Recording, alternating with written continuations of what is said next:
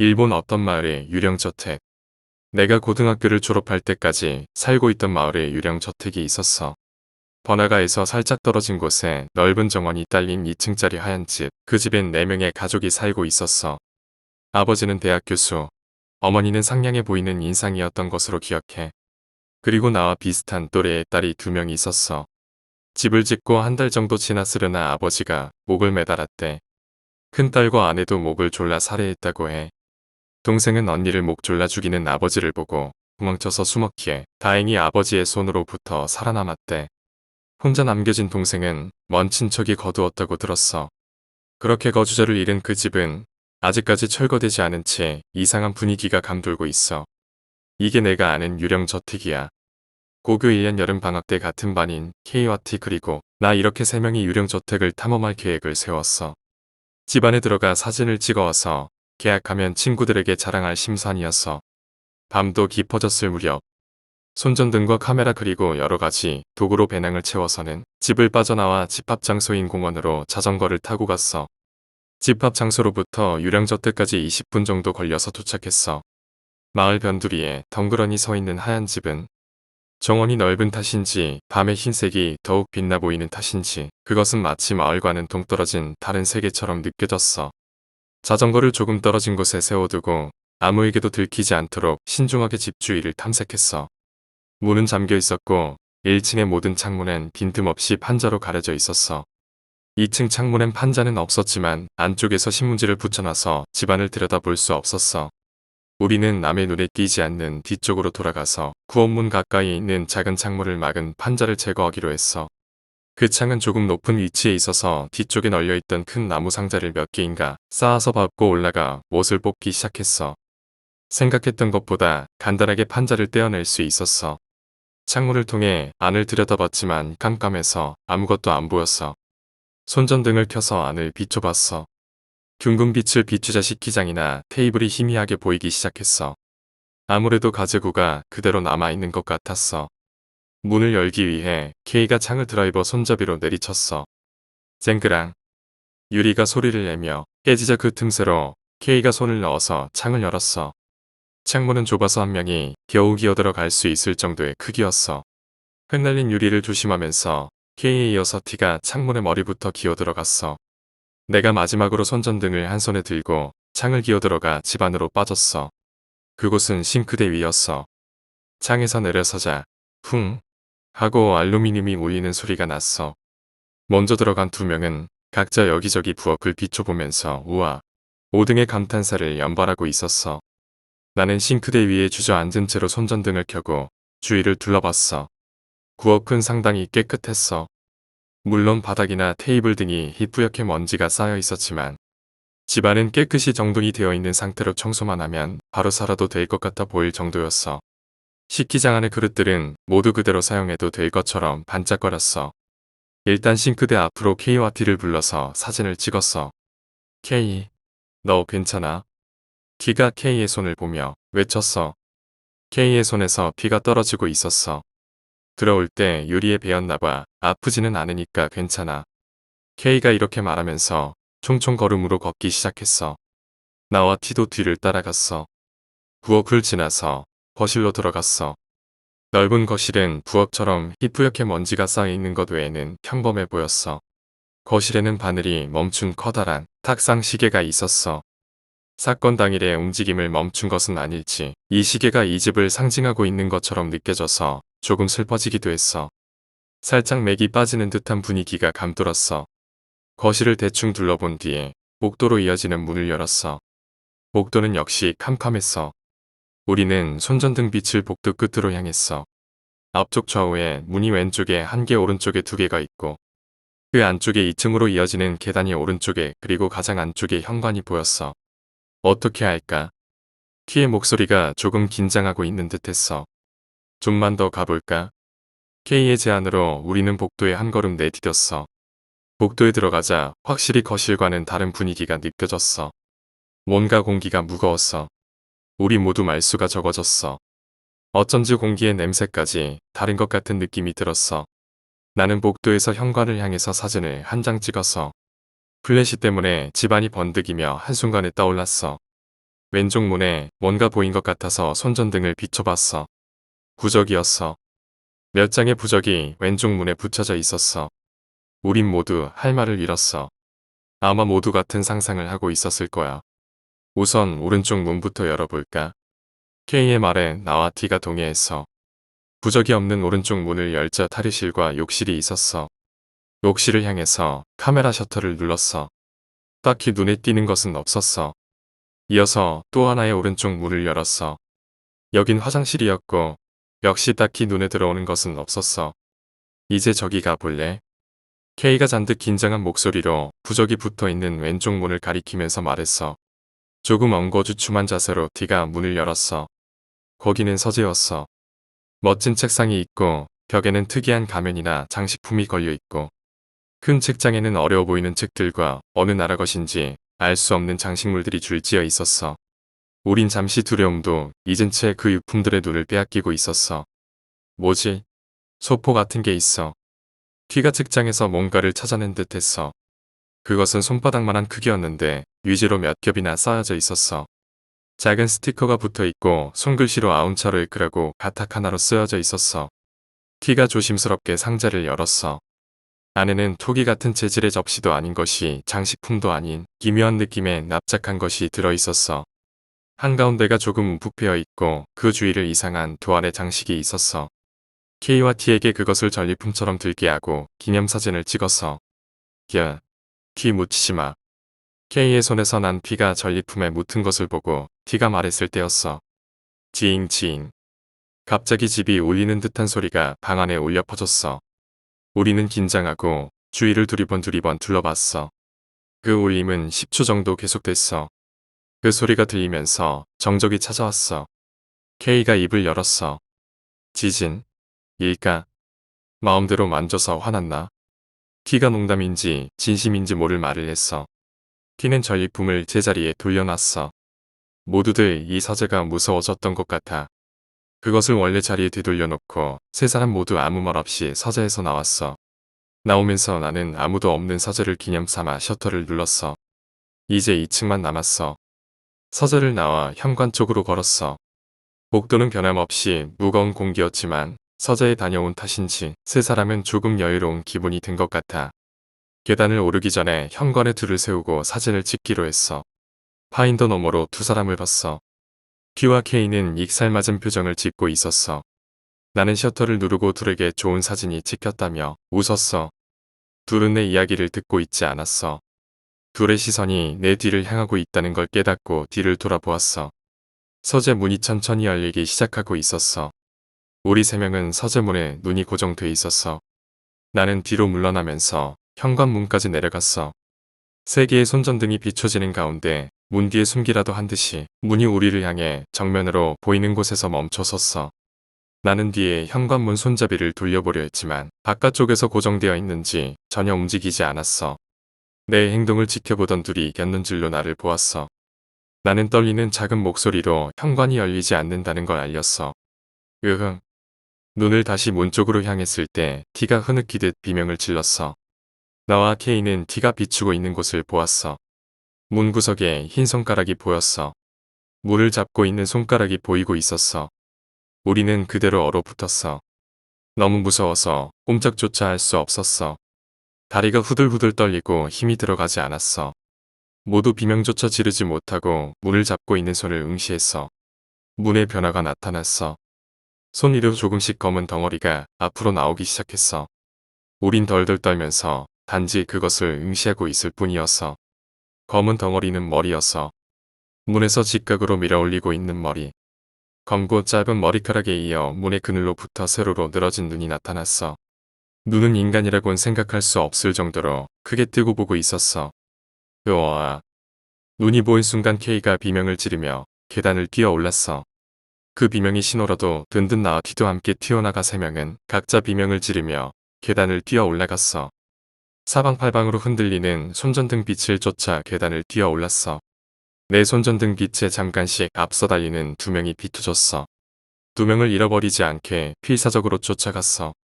K가 막다른 곳에 문을 열자 우리는 방으로 뛰어들어가 서둘러 문을 닫았어. 사태를 제대로 파악할 수조차 없어서 아무도 입을 열지 못했어. 등으로 문을 누르면서 방을 둘러봤어. 창문에 신문지를 붙여놔서 실내는 어두컴컴했지만 눈이 어둠에 익숙해진 건지 손전등을 비추지 않아도 어렴풋이 방 안의 상태를 알아볼 수 있었어. 안쪽 창가에 책상이 있고 위에 소품이 어지럽게 놓여 있었어. 오른쪽에는 벽장, 왼쪽에는 침대가 있었어. 방 전체의 분위기가 지금 상황과는 어울리지 않는 모습이었어. 우리는 숨을 죽이고 문 밖의 형세를 살폈어. 계단이나 복도 쪽에서 별다른 기척이 느껴지지 않았어. 숨이 막힐 정도로 고요했어. 얼마나 지났을까? 조금씩 안정을 되찾아 갈 무렵이었어. 얘들아. 멀리서 남자의 목소리가 들려서 한순간 몸이 굳어버렸어. 아무래도 1층에서 부르고 있는 것 같았어. 누군가 구하러 온 거 아닐까? 짜르는 듯한 목소리로 티가 말했어. 케이는 부정도 동의도 하지 않고 단지 시선을 뒤쪽으로 옮겼어. 확실히 우리들의 소란스런 비명소리가 밖에까지 들리고 누군가 왔을 가능성은 있지. 하지만 지금까지 집안에 누군가 들어오는 소리는 나지 않았잖아. 내가 이런 생각을 하고 있노라니. 얘들아, 또 아까와 같이 부르는 목소리가 들렸어. 두 번째 소리를 듣고 말릴 틈도 없이 티가 큰 소리로 외쳤어. 여기 있어요. 도와주세요. 나와 케이는 외치지 않았어. 아마 케이도 아래층에서 들리는 목소리에 정체에 자신이 없었을 거야. 티가 한바탕 외친 후 우리는 문에 귀를 대고 반응을 살폈어. 여기 있니? 갑자기 문에 바로 뒤쪽에서 낮은 목소리가 들렸어. 갑자기 들린 낮은 목소리에 3명 모두 까무러칠 정도로 놀라서 문에서 멀어졌어. 모두의 시선이 문에 꽂혀 있었어. 아무리 기다려도 문은 아무런 변화가 없었어. 오히려 그게 더 무서웠어. 케이와 티는 나보다 더 겁에 질려 있었어. 들켰어. 도망가야 해. 도망가야 돼. 케이가 공포 때문인지 같은 말을 반복해서 중얼거리고 있었어. 살았다고 생각하고 소리 지른 티는 무릎을 세우고 쭈그리고 앉아서 고개를 숙인 채로 조금씩 떨고 있었어. 나는 냉정해지려고 노력했어. 그리고 창문으로 도망가자고 제안을 했어. 케이가 거기에 응했어. 그래, 2층이면 어떻게든 뛰어내릴 수 있을지도 몰라. 그래야지만 그러니까. 케이가 말하다 말고 또 혼자 중얼거리기 시작해서 내가 어깨를 잡아 흔들었어. 케이의 머리가 흔들거렸어. 눈 초점이 좀 이상해지더니 내가 보이지 않는 것 같았어. 나는 티에게 도와달라고 했어. 그런데도 티는 계속 쭈그리고 앉아 얼굴을 묶고 떨고 있었어. 하는 수 없이 둘을 그냥 방치하고 창문에 붙은 신문지를 혼자서 벗기기 시작했어. 유리가 드러나자 멀리서 가로등에 불빛이 보이고 그 안도감에 울고만 싶었어. 창문에 신문지를 다 벗겨냈을 때쯤 유리에 사람의 그림자 같은 것이 비쳐서 뒤돌아봤어. 어느새 K와 T가 내게서 등을 돌리고 나란히 서 있었어. 내가 괜찮냐고 물어봐도 거들떠 보지도 않았어. 등을 돌린 채로 K가 억양없는 말투로 말하기 시작했어. 창문으로 그대로 내려가는 건 위험해. 그래. T도 억양이 없는 어조로 대답했어. 옆방에 로프가 있으니까 가져오자. 그래. 그렇게 말하더니 두 사람은 한 발 한 발 걸어 나갔어. 멍하게 있는 나는 거들떠 보지도 않고 이쪽으론 잠시도 시선을 돌리지도 않은 채로 둘은 문을 열고 방에서 나가버렸어. 나는 그 모습이 무서워서 혼자서라도 창문으로 도망갈까 고민했어. 저 애들은 절대로 내가 알고 있는 그 애들이 아니야. 그렇지만 친구를 버리고 도망칠 수는 없는 노릇이었어. 저벅저벅 복도를 걷는 소리에 이어 문을 여는 소리가 들렸어. 아주 조용한 집안 벽 너머로 웅성거리는 듯한 소리가 들렸어. 둘이 뭔가 얘기를 하는 것 같았지만 내용까진 알아들을 수 없었어. 뭐라고 하는지 들어보려고 내가 벽에 귀를 대보자 갑자기 크크크 깔깔깔 둘의 웃음소리가 들렸어. 굉장히 기분 나쁜 소리였어. 나는 그 애들이 그런 식으로 웃는 것은 본 적이 없었어. 나는 그 웃음소리를 듣고 혼자서 도망가기로 결심했어. 창문의 열쇠를 열려고 했지만 열쇠가 녹이 슬었는지 손가락이 떨리는 탓인지 잘 열리지 않았어. 그러자 옆방의 문을 여닫는 소리가 났어. 당황해서 유리를 두드려봤지만 유리는 깨지지 않았어. 끼걱끼끄덕. 마룻바닥인 복도를 걷는 소리가 점점 가까워지고 있었어. 나는 방을 바라보면서 순간적으로 침대 밑으로 기어들어갔어. 그리고 기색을 지우려고 숨을 죽이고 있었어. 문이 열리는 소리가 나더니 두 명이 들어왔어. 나는 침대 밑에서 두 애들의 신발이 움직이는 걸 보고 있었어. 그 애들은 내가 없어진 걸 확인하고 있는 건지 한동안 그대로 멈춰 서 있었어.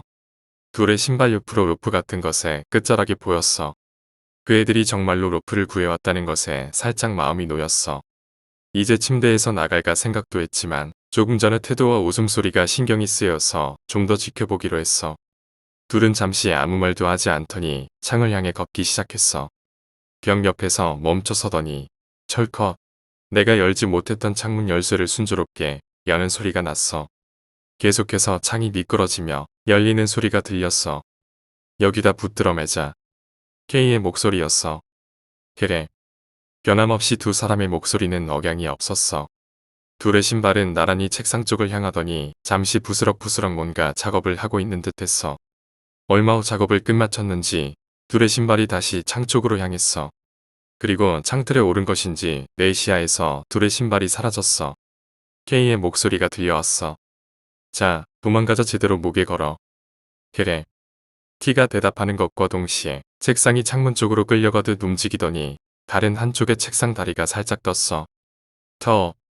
뭔가 커다란 것이 벽에 부딪히는 듯한 소리가 울렸어. 쿵쿵.